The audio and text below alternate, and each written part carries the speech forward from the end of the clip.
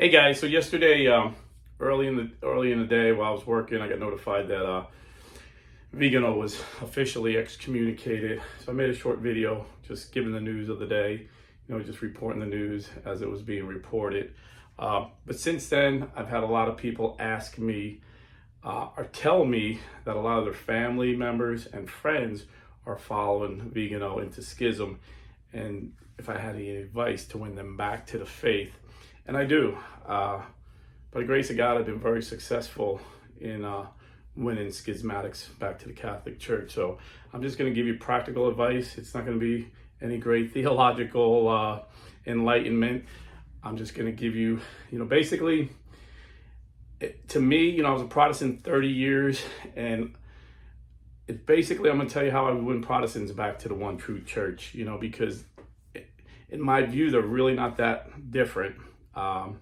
They're a little different, so I would do it slightly different, and you'll see some of my techniques I would use. This is crooked. But first, I just want to say, take no joy in this. Please pray for Vigano, because it's really sad. Think about it. Excommunication means he cannot have any of the sacraments, cannot have the Eucharist, cannot have the sacrament of reconciliation. This is very sad. When I left Protestantism and came into the one true Holy Apostolic Church, I was so excited that I could have the Eucharist once I learned what the Eucharist was, and it would break my heart if I could never have it again. So this is very sad. This is very sad. So please pray for Vigano. But, because of American YouTubers, there's quite a bit of people. I mean, small in comparison, to the 1.3 billion Catholics worldwide, but it's not a zero number. It's way too large, I think. Jesus said, if he loses one sheep, he'll leave the 99. And we've lost more than one sheep to schism recently here. LifeSite News posted a survey. Who stands with Vigano? Like they, implying they stand with them, and like within the first few hours they had 6,000 signers of this petition. And I'm sure it's more now.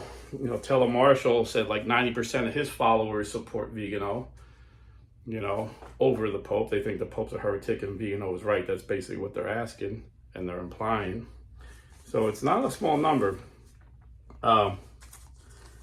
Now, before I get into, apologetics, how to win schismatics back to the faith, just want to give you a little background. So he was excommunicated. The Vatican says he excommunicated himself when he publicly declared on YouTube that Pope Francis is not the Pope. Basically became a sedevacanist. Sedevacanist is Latin for the seat is empty. The seat of Peter. He's saying we have no Pope because this Pope was illegitimate. And for condemning Vatican II, the whole council. He's saying the council is invalid. And calling the new Mass that 90% of us go to, the ordinary Mass, or as he would call it, the Novus Ordo Mass, that 90% of us go to, calls that intrinsically evil. So these were the reasons he was excommunicated. But they gave him a trial, and unlike Martin Luther, who was excommunicated, who had the guts to go to his trial, Vigano did not go. He never shows up in public. He's always afraid to talk face to face with people. So the Vatican had the trial without him, which is, you see throughout tradition, these things happen. And they appointed a canon lawyer to defend his position. And the canon lawyer lost the case for him, and he was officially excommunicated from the Catholic Church. So until he repents, he's outside of the church. Doesn't mean he's guaranteed to go to hell, but it's going to be much harder to get to heaven without the sacraments. Think about it. It's very sad. It's very sad. Nobody should be happy over this.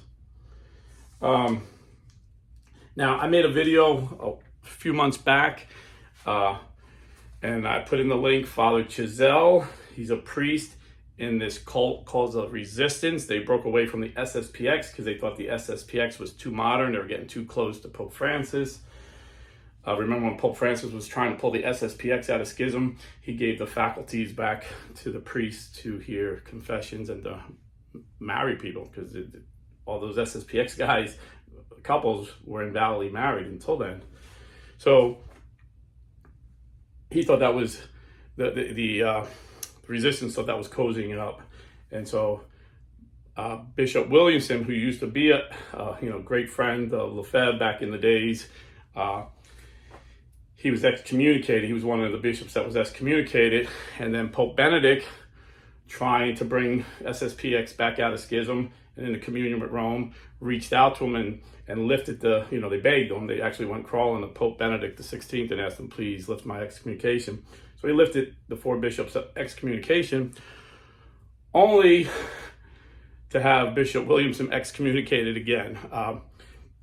So they found out that he was a Holocaust denier. Pope Benedict was furious, told him he needs to renounce these statements, which he refused. And then he ordained priests without Pope Benedict's approval, and that was it. He was excommunicated again. So this guy, Bishop Williamson, was twice excommunicated. And I don't know if he started the Resistance or a group of them started the Resistance, but he's like the head bishop in the Resistance.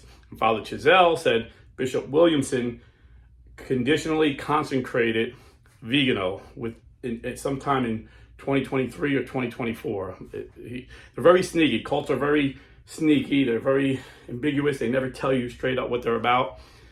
They don't have like a catechism like the Catholic Church to tell you what we believe. So he was very sketchy about that, but the interviewer kept pushing me. Yes, he did everything that was required. He was conditionally consecrated, which basically means he was reordained a bishop. When you're conditionally consecrated,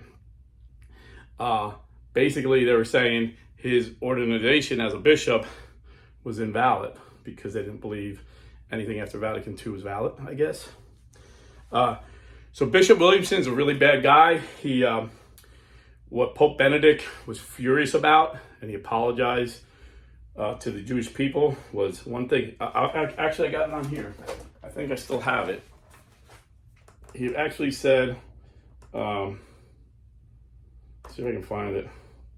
I'm not going to read all. I just tell you what he said. You can look it up. It's right on the internet. My internet's working really slow. Florida storms. But Bishop Williamson said the Holocaust was made up by the Jews. I don't believe 6 million Jews were murdered. Maybe at most 200,000, maybe 300,000 died in concentration camps. They just died. There was no gas chambers. I wish General George Patton was alive when this bishop said this, because after World War II, when General George Patton seen these dead bodies in these gas chambers, he was so furious. He went to the local Germans in that town and brought everyone there, and they were throwing up. The smell of death, they were throwing up. They didn't want to look. He said, you look.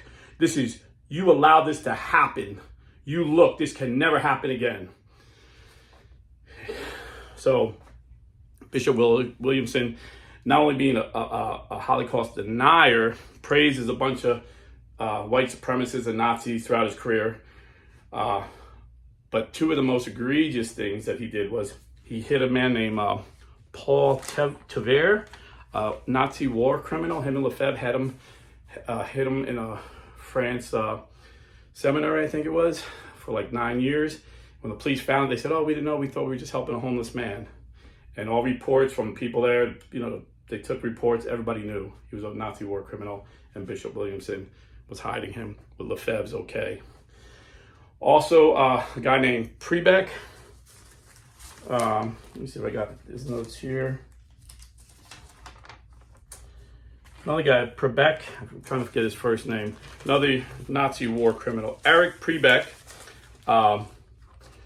When he died, the SSPX wanted to celebrate his life. This is a Nazi war criminal who was convicted of murdering innocent men, women, and children. And the SSPX wanted to celebrate his life in a funeral. And Rome said, do not. And of course, they were going to do it anyway because they do what they want. They have no respect for the authority of the church. That's who they are. And then the Italian police said there was a riot outside the SSPX headquarters or wherever they're going to have a funeral. So they said, you can't have a public funeral. So they celebrated this Nazi's life in a private Catholic funeral. So this is who this guy is. Very bad man. He also, he did a lot of other bad stuff. Not a good guy. Twice excommunicated Catholic. Not a good guy. This is who reordained Vigano. And you would say, well, why would Vigano let such a evil man ordain him? Well, Vigano is no angel either. You know, Vigano, I did videos on him in the past. His brother, Father Lorenzo, in a court of law, said my brother defrauded me out of $2 million.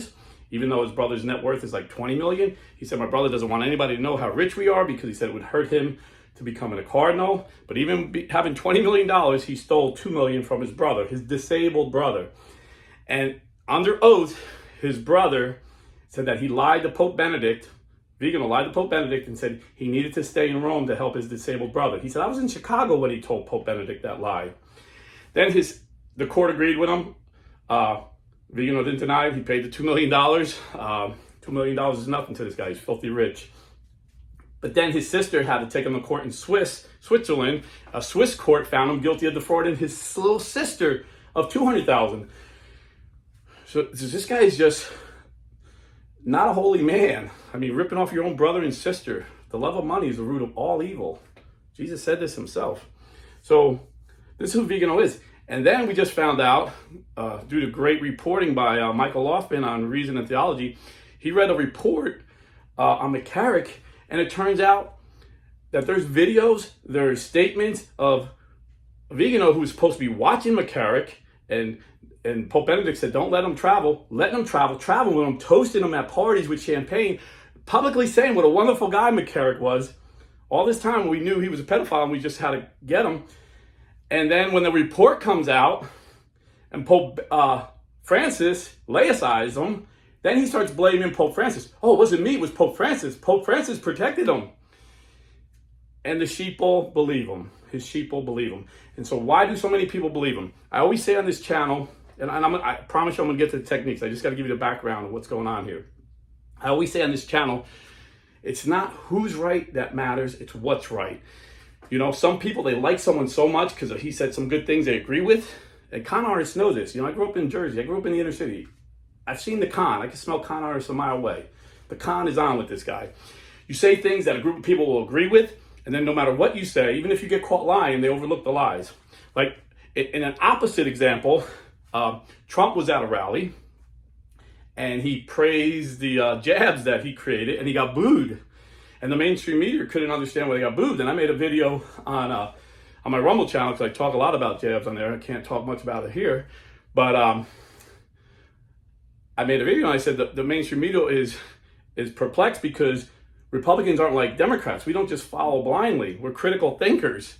And you could like someone and disagree with some of their issues. And so, but I find a lot of Catholics aren't critical thinkers. They like somebody. You know, Vigano came out. You know, one of my good friends loved Vigano because he's a big Trumper. He's a Protestant, of course, but he's a big Trump fan. And he's like, oh yeah, your Bishop Vigano's cool. He's supporting Trump.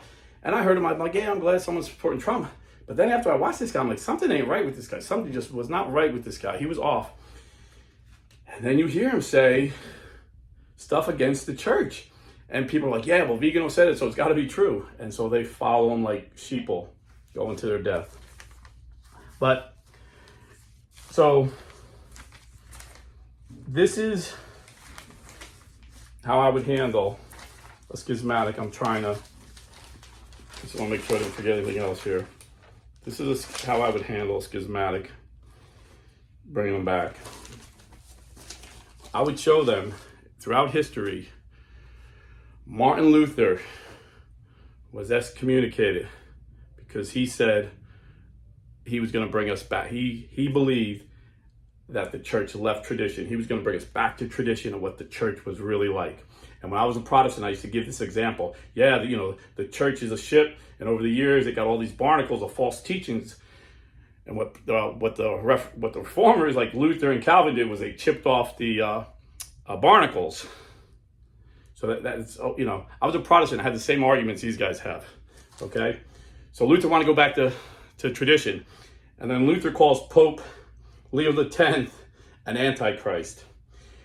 That's in the 16th century. Then move up to the 19th century. A man named Ignaz von Dollier, who was already in schism, rejecting Latin. He refused when the church told us we had to say the Mass in Latin. He refused to say it in Latin because he wanted to go back to tradition.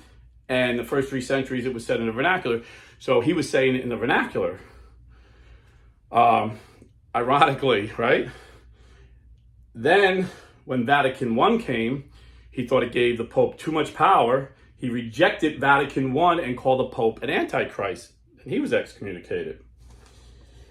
Then you have, in 1988, Marcel Lefebvre rejecting Vatican II, calling the Pope an antichrist.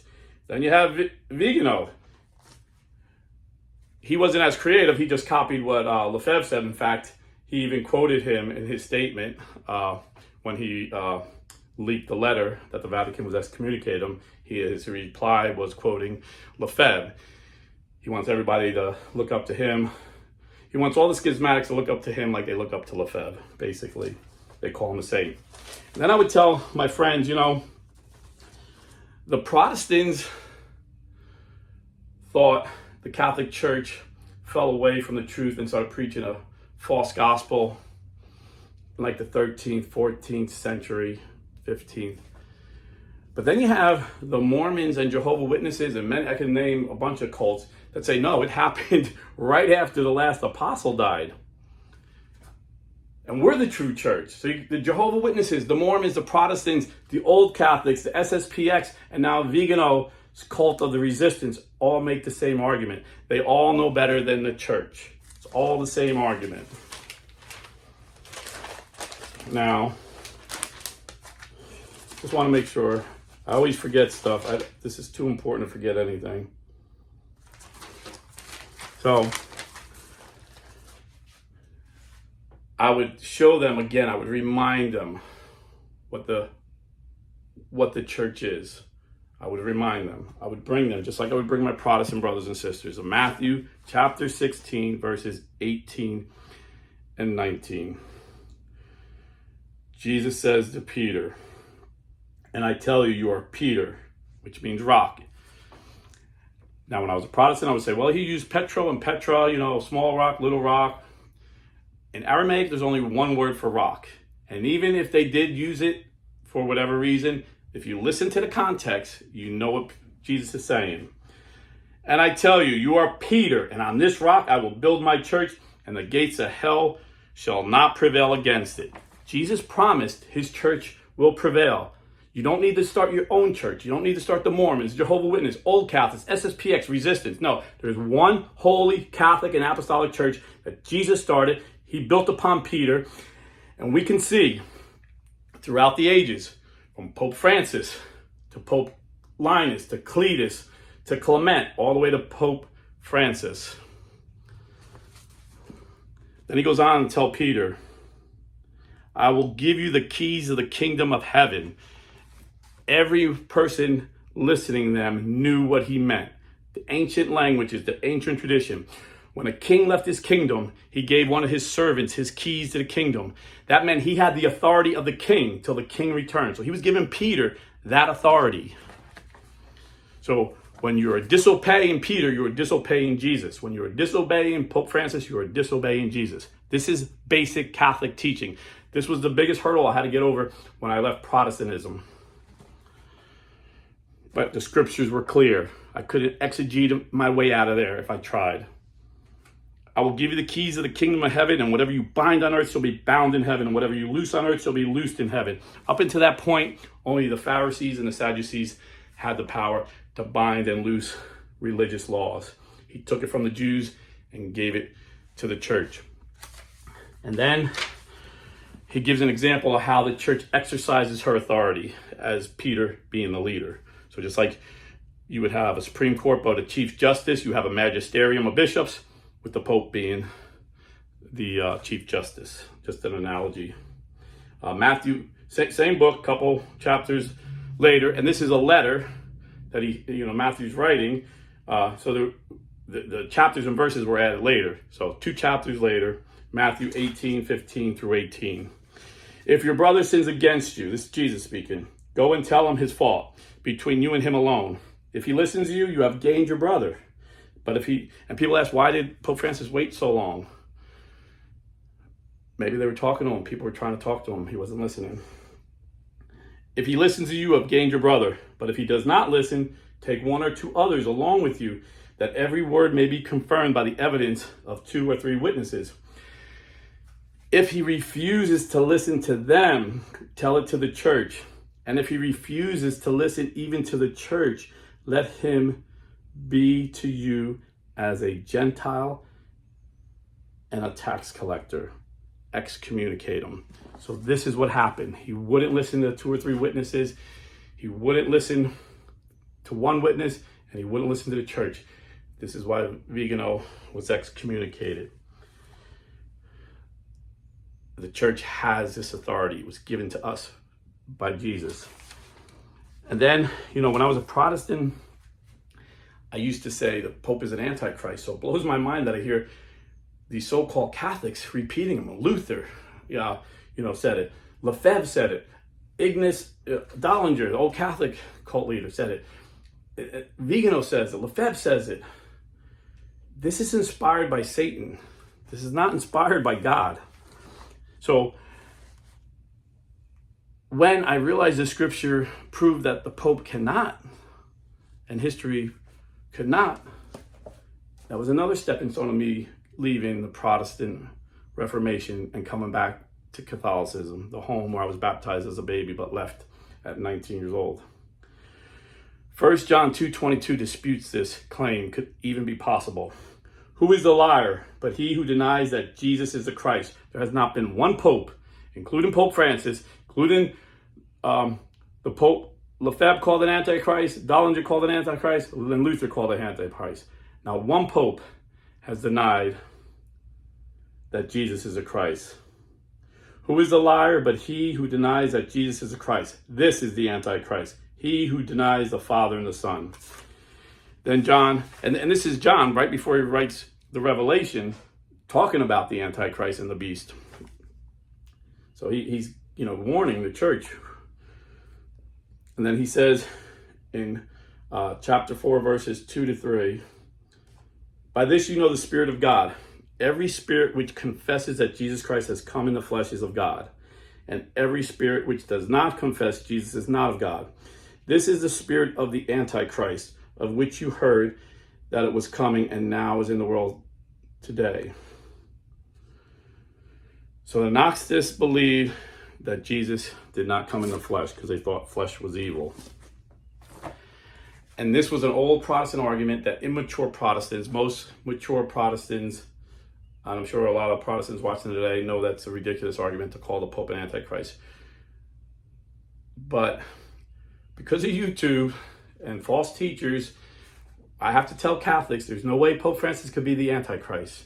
It's just not biblical. The first 30 of the 32 popes were murdered, martyred, tortured, because they would not deny Jesus was the Christ. They would not deny Jesus came in the flesh. And Pope Francis has been a white martyr his whole life. He's given his whole life to the service of the church.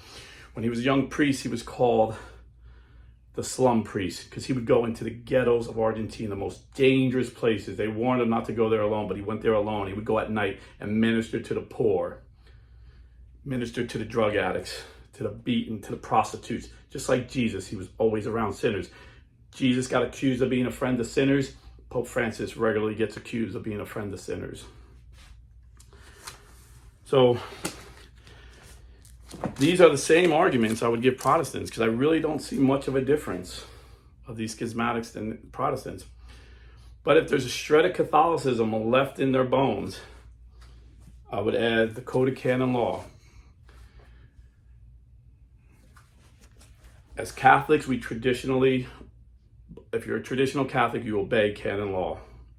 Canon Law 1373, one who publicly either stirs up hostilities or hatred among subjects against the apostolics apostolic see, that's the Pope, or against an ordinary, that's a bishop, on account of some act of ecclesiastic power or ministry, something they're doing within the church, or incite subjects to disobey, which they're telling these people, Pope Francis isn't the Pope, so you don't have to obey him.